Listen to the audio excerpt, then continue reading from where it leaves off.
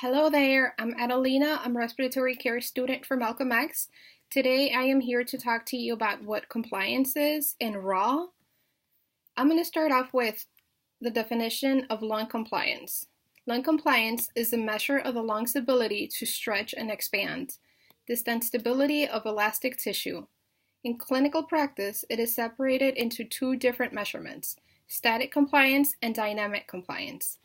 Static lung compliance is the change in volume for any given applied pressure. There is no airflow.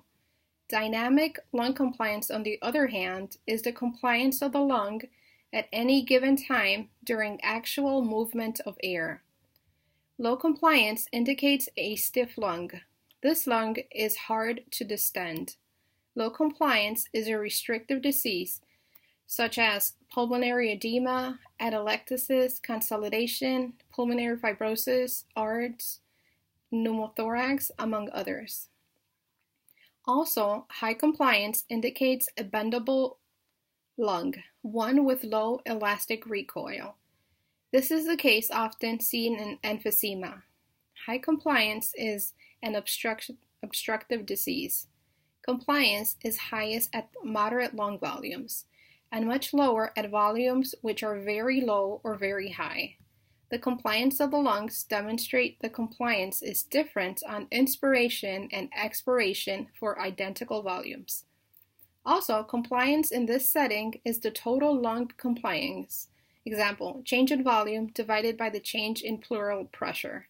In order to get a static value, one would need to do an inspiratory hold maneuver and get a plateau pressure reading. Finally, airway resistance is oppositional to flow caused by the forces of friction.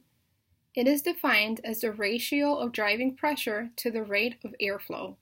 Resistance to flow in the airways depend on whether the flow is laminar or turbulent, on the dimensions of the airway, and on the viscosity of the gas. Rho is from moving air through the airways. There is no Rho in plateau pressure. It's only the pressure that results from holding the patient's lung open with the tidal volume. If Rho increases, the patient has an obstruction, like mucus, for example. How do we calculate Rho? Easy. You get the PIP minus the plateau pressure. That would equal Rho. I hope you have a better understanding now what compliance and Rho is when it comes to patients' airways. Thank you so much. See you next time. Bye-bye.